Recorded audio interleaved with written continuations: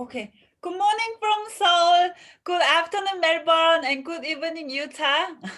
I have the privilege today chatting with the editors of the new book called Religious Tourism and the Environment.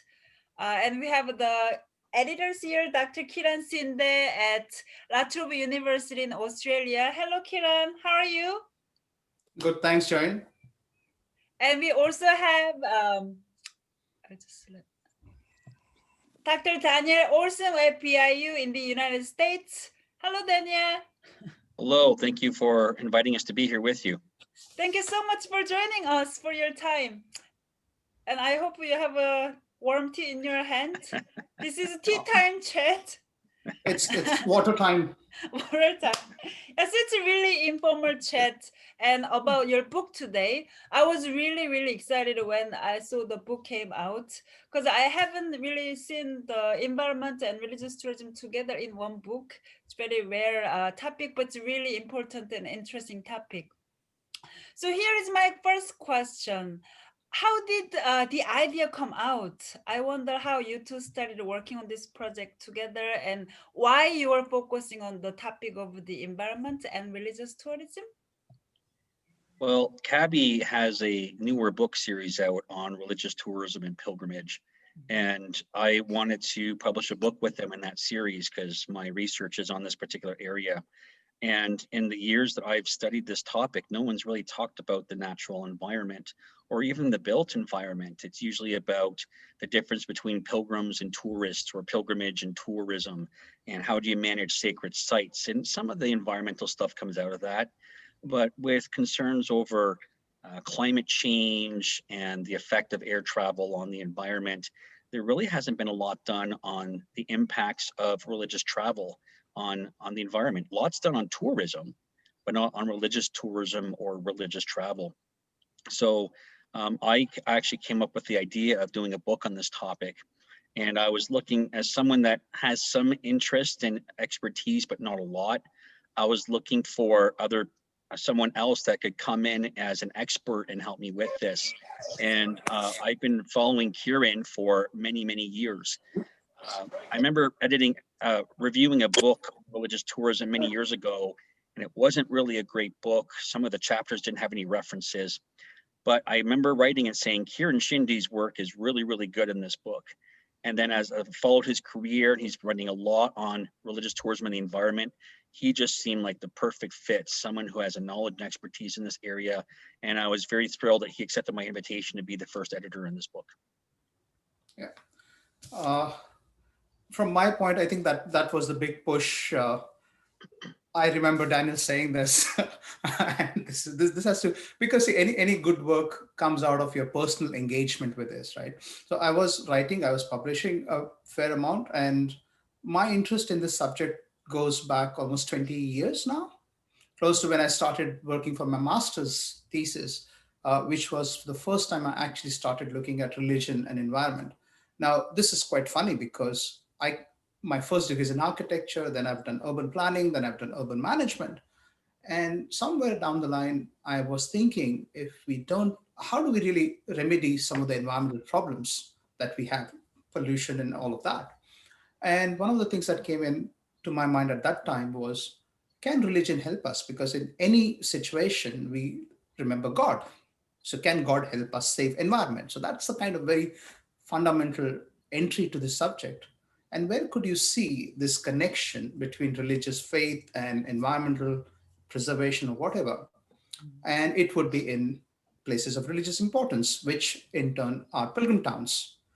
And when you look at that, particularly in India, it was a disastrous situation. And in fact, my first paper that I published was called uh, Environmental Crisis in God's Abode. And I was saying God's home itself is given so much of challenge. So over the time, then from master's, I moved into my PhD. I brushed up on this subject a little more. And after finishing PhD, as we all do, got entangled into job, this, that, and the other. But the idea had been there that I need to write about this environmental aspects because I was so into it.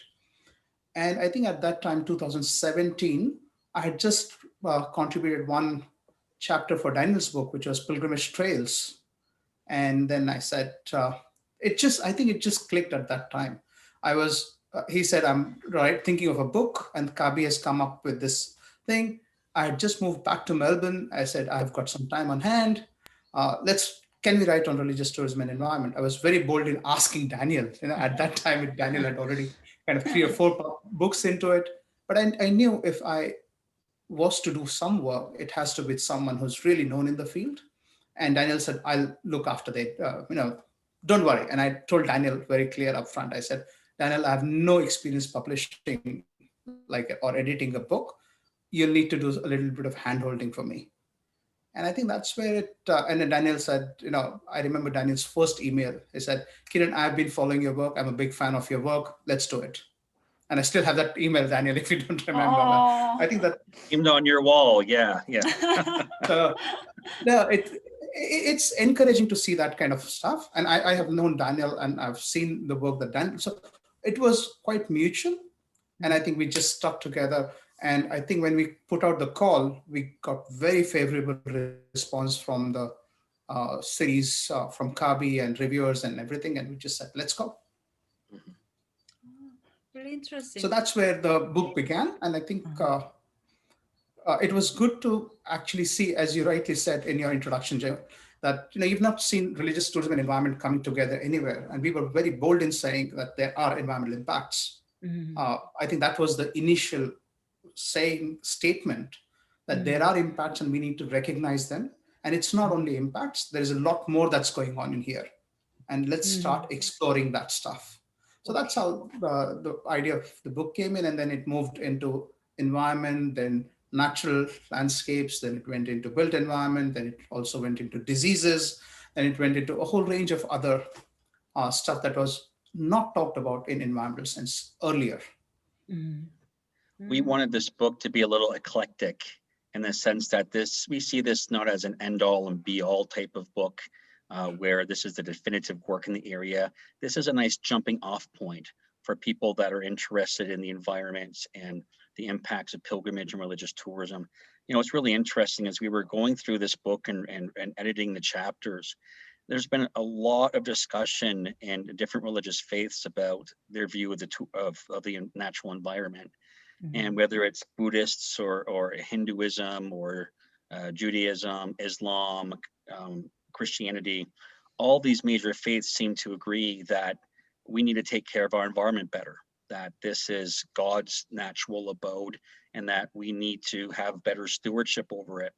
But then as you actually take a look at what happens with pilgrimage and religious tourism, whether it is the flights that we take long distances to go to sacred sites, or millions of people walking a particular route to go to a sacred site, or just even the things that happen at a sacred site, there is so much environmental impact on the physical and the natural and human built environment that it's quite astounding that what religions say about the environment and how their adherents should act and what the adherents actually do when they interact with the environment, there's really a disconnect there. And that's something that I think is one of the big things about this book that it brings out, is that particular disconnect.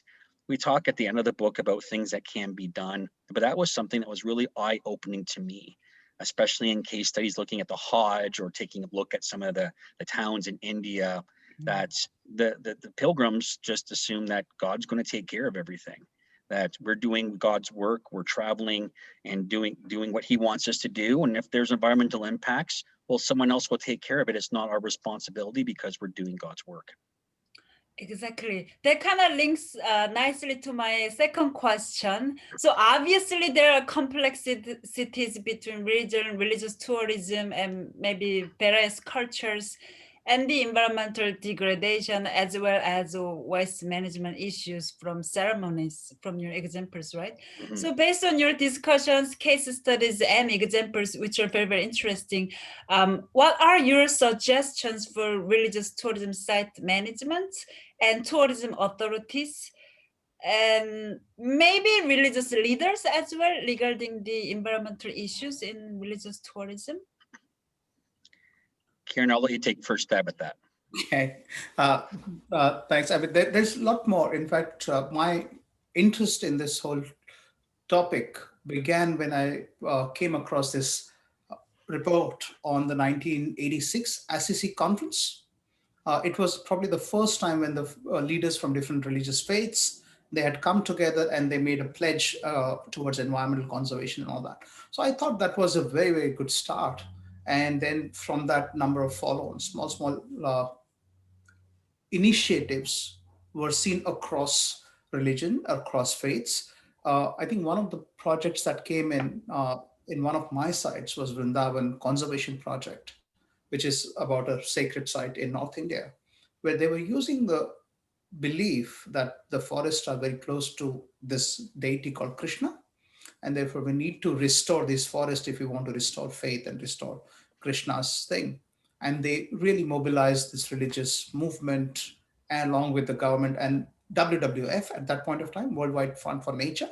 They supported this project, and then there was an enormous amount of push from some of the devotees of Krishna from England, and they established NGO and all that. So that kind of really propelled a lot of thinking that something can be done about it, notwithstanding the fact that this was only one side of the story. The other side of the story is what's actually happening in these places.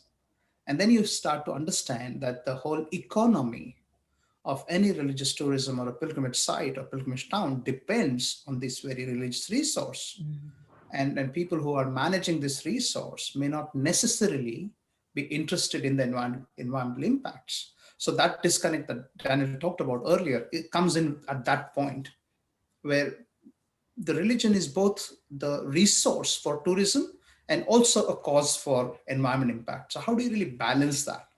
And that's something that we explore at greater depth in the book.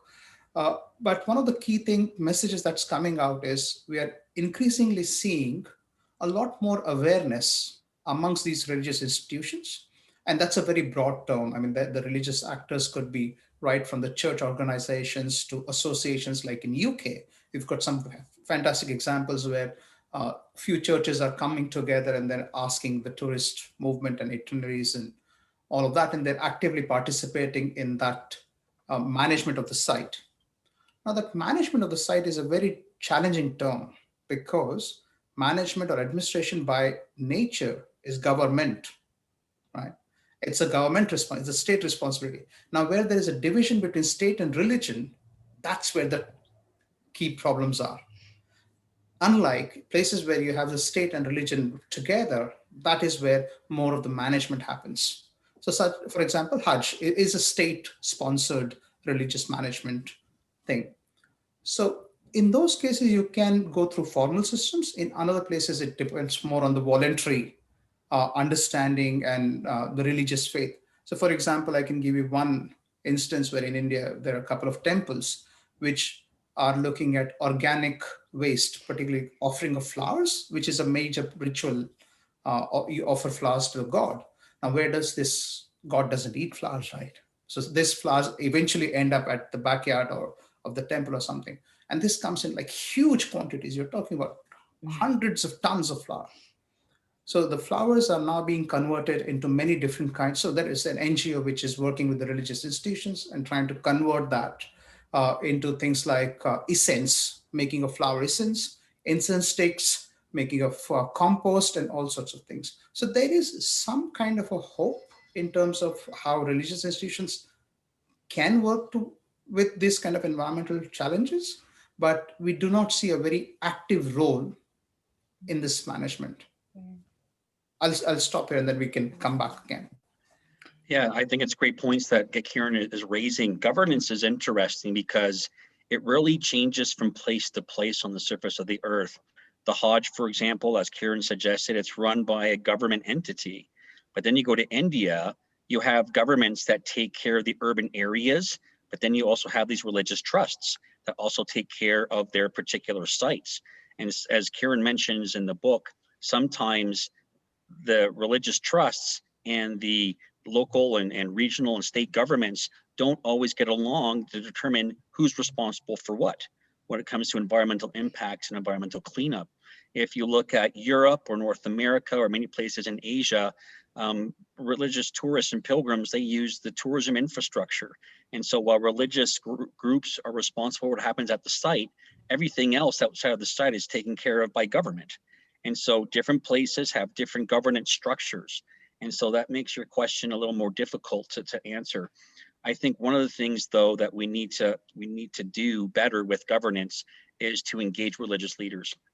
So, for example, and I'm sure we'll get into this a little bit later on, but with COVID-19, you take a look at journals like Tourism Geographies or other journals that are talking about this new normal, that with the COVID-19 pandemic and the positive impacts that have taken place on the natural environment with less tourists, or on the urban environment because of less tourists, that there needs to be a reset.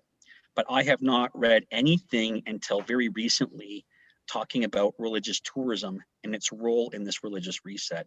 In fact, I have not read anywhere, how do we engage with religious leaders when it comes to this new normal or this reset. I think there needs to be more discussion between tourism managers, site managers, government officials and tourism and urban officials and religious leaders to talk about the idea of ethics, views of the environment, and what can we do so it's a win-win situation for everyone, but also preserving historical and environmental environments. I definitely agree on this. So since you mentioned the COVID context, I know you worked on this project before COVID time, right? But Yes. what would you like to discuss relating to this book and the environmental issues in the COVID-19 context? Any new aspects to be discussed in the near future? Well, one of the chapters that kind of is timely, I suppose, is a chapter I wrote on mass religious gatherings and disease. With no idea COVID was going to happen when this book went into the publication process. I find it interesting that a lot of people, when they travel to religious sites because they feel that if they enter the sacred space and perform certain rituals that they will be healed.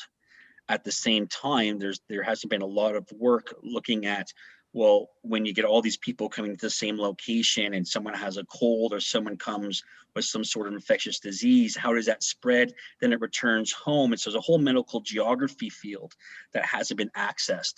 There's been a lot of work on disease and tourism and travel, but not a lot dealing with religious travel, unless you're looking at the Hajj. The Hajj is a really interesting situation. Back in the 1800s, when there were Muslims going from European countries to the Hajj and coming back with these outbreaks of disease, the European community got together and basically said, if you want to continue to have the Hajj happen, you have to medicalize. You need to have hospitals, you need to have testing and screening. And so for the past almost 200 years, the World Health Organization, other European countries have basically forced Saudi Arabia to become much more medicalized. And so we have literally hundreds and hundreds of articles on that topic, but no one talks about in India, where you sometimes get 120 million people showing up. No one talks about in Europe when there were outbreaks, when people still going to the Hajj come back and there were outbreaks of diseases, or they go to Lourdes and they come back and there's an outbreak where they're coming from. And so I just thought that's environmental and something that really hasn't been touched upon in the religious tourism literature. I think it's apropos now to kind of look at the history of different waves of diseases, the spread of diseases. In fact, a lot of people are suggesting now that maybe tourists become the new terrorists, in the sense that if tourists are traveling to these places and they're bringing diseases with them, you don't want tourists to come. Well, can't the same thing be said about pilgrims and religious tourists, where they're coming from different places to a religious shrine? What are they bringing with them? What is being concocted when all these people meet, and what are they taking home with them? All of a sudden, are pilgrims and religious tourists going to become welcome? It's not just about the tourists in general, but basically anyone who travels now might be seen, I don't want to say enemy necessarily, but a risk. And so it becomes really important in terms of how do we now deal with health-related issues? What happens if billions of people want to go to a religious site, but you're going to limit how many people can go? But that means that it's about freedom of expression, freedom of faith, freedom of mobility. So we get into some really complex moral and ethical, some health and governmental issues that it's going to be interesting to see how this kind of all works out over time. Actually, I'll take on a little different track on this one, Right. which to me is, from an environmental point of view, really important. Uh, the healing part of it. And now I'm not talking about healing of pilgrims or tourists. I'm talking about healing of the site itself. So, good. Okay, in unlimited yeah. minutes, that's fine. Uh, because sacred sites by nature are overused and they've always had over tourism. I mean, this is something that me and Daniel are also talking about now, looking at the carrying capacity and all of that, those kind of issues, which we'll talk about. But nobody ever says how many number of people are enough in a sacred place, right? So, Mm. for example, if there were 2 million people last year, they don't mind 3 million people next year. And after that, 4 million people. So, there has been a constant change that has happened, change of scale that's happening in most sacred sites. And this is something that I've fundamentally worked on, is on the environmental change and urbanization and all the kind of pressures that come with people coming into a place. Now, with 1 year of no tourists, no pilgrims, this is a fantastic time for building up resilience. This is what I call disruption. So the disruption allows for the sacred site to bounce back, right? So for example, now suddenly you will not find the pace of development is arrested. In one of my earlier works, I've talked about Shinde and Vrindavan and how they have been rapidly urbanizing because people want to build a second home, people want to build tourism infrastructure in there, like hotels and all of that. All of that is arrested now. Mhm. That's happening. So that's great. Second part, most sacred sites have got natural resources like water bodies, like rivers or forests and all of that. Now, because they are not subjected to the same impact, there is a chance of regrowth. In fact, in Vrindavan, I've been following up quite regularly, and it's phenomenal that the trees, the forests that were being planted are now really working well because Mhm. you have stopped the onslaught of impacts. So this is the healing time for the Mhm. sacred site. So I think that's going to change the way new forms of religious tourism will come, because now people can actually see that after such a prolonged period of excessive environmental change, you can actually see regain some of the past glory, if you like. And therefore, there might be much more sensitization towards these natural resources and action towards that. So I think that that's proactive measures for better management will Mhm. become a big trigger out of this COVID. Kiran, we talked about this in May, I think, but do you think more people will go to religious tourism sites post-COVID time, or it'll be just go back to the same pattern? What do you think? More and Yeah, more will go, more and more, yeah. because I think what it has done on a very philosophical level, Mm. that COVID has once again reiterated to people that there is something called, you believe it or not, it's a God's process, right? So yes, one part is there is coronavirus, there is all these diseases, but the second aspect is how much are you exposed to it, and the third aspect is how much are you affected by that exposure, Mm. right? So that affected by exposure can be individual person level, it can also be family unit, and it could be extended family. So when you start thinking about it, that one of your relatives is probably passing away because of this thing, your faith in not so deterministic future is Mm. wavered, and therefore there is a kind of a sense, because if after epidemic like this people had stopped going to religious sites, then we would not have a history. I would not have a subject of urbanization of religious sites to look at, right? So time and again it's been shown. India has classic example. I mean, Daniel talked about Hajj, right, and the Mm. medicalization of Hajj. But if you Mm. look at the Indian history, Indian most pilgrimage is managed from a point of medical science, because that's what Britishers gave to India. That whenever there are people together, there is this risk of contagious diseases. In fact, everybody was going on pilgrimage in the earlier 20th century was subjected to absolutely rigorous medical scrutiny. Now, in spite of all of that, nothing has deterred people from going to those places. It only increases the faith in the divine. And therefore, given the first opportunity, most of the people who believe in faith and have faith in certain kind of religious organization will go and get into the process of thanksgiving. Okay, thank you so much. So here's my final question. So what's the most unique contribution of your book? I know we kind of been talking about it, but the most unique. I just think this is a really nice, again, starting or jumping off point for discussion, more broader discussions about religious tourism and its effect on the environment. Again, the book's pretty eclectic. We have a number of different chapters. We have one on looking at Sherpas and tourism development in Nepal. We're looking at the effects of natural disasters on religious tourism sites in Italy. We're looking at the natural environment and waste management in the Hajj. We're looking at a case study in Lebanon where you have Muslims that go to Christian sites and Christians that go to Muslim sites, and they all participate in the same rituals using trees and stones and water. We just have, and we're looking at Vrindavan and India, looking at gurus and looking at creating human sanctuaries. It's just a very eclectic book.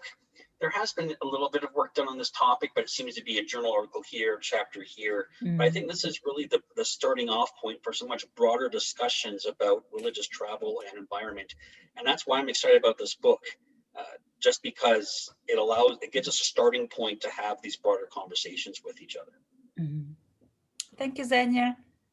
I think what we've tried to do here is articulate some fundamental relationships between the environment as a generator of religious tourism and also this process of sanctification, how it affects this environmental change. I think that was missing because most of the times what we talk about is individual impacts. This is what's happening, this is what's happening. But from a conceptual point of view, where does it situate? And we see there are some commonalities in the way this environmental change happens. And so the environment is the natural sacred environment is also the generator of tourism, but it's also receptor of impacts. And that kind of dialectic relationship in the process changes the very nature of the place that we're talking about. So there is an imagination of some old ancient sacred place, but that's not in reality. So how do you reconcile that? So I think our fundamental articulations that we've done in this book really lay out that groundwork. To me, that's very important. And then that ties in quite nicely where most of the case studies show that most of the change depends on this inherent quality of the place being a sacred place. So we bring in religious institutions, religious actors, the value, the sanctity, all of that together in these kind of conceptual articulations. Thank you so much. And personally, I was really happy to see this book came out because I could use it for my project that I'm working on right now on spiritual tourism in Bali and sustainability issues. But obviously, there's not much work on religious, tourism and sustainability. So this is a really good, nice collection with various examples from very diverse geographic locations and obviously the interdisciplinarity work. So I strongly recommend to undergraduate students and graduate students and researchers in religious tourism, religious studies and geography and anthropology. This can be very useful book for everyone, even for general public. And congratulations again for your new book. And thanks so much for joining on our Tea Time Chat. We just made 29 minutes. We have one more minute if you want to say anything. This was perfect. No, I guess if you want to make a plug for the book, the ebook's been out for a couple of weeks now, and the printed version came out today. So you can go on Google Books and you can take a look at some of the content that's already there. Just really happy having worked with CABI and in particular Kiran. He's sharp. He knows he does good work, and it's been a pleasure to talk to you today and a pleasure to work with Kiran on this project. I look forward to working on other projects with both of you in the future. Same here. It's mutual. Thank you so much, Daniel. It came in the right time, I must admit, because Mm. again, this is something that I firmly believe. It's you might have lots of ideas, but they need to come together, and the universe kind of generates that energy at the right time. I think it just happened with me and Daniel. And Jaeyeon, your interest in talking about it was even better, because now we can share this kind of a conversation. Otherwise, we don't have the opportunities to do generally as academic researchers. We don't get these opportunities to talk about our work. Thank you so much, Jaeyeon and Daniel. Thank you so much for your time. It's even very inspiring to see how you work together, not just for business, but like inspiring each other, and that kind of inspired me and us too. So that's really nice. But thank you so much, and congratulations again, and hope everybody enjoyed to read this book. Thank you. Bye bye. Thank you very Thank much, you. Jaeyeon. Bye bye. Thank you. Take care. Thank you to those who have joined us in this conversation. Oh yeah, thank you everyone. Thank you.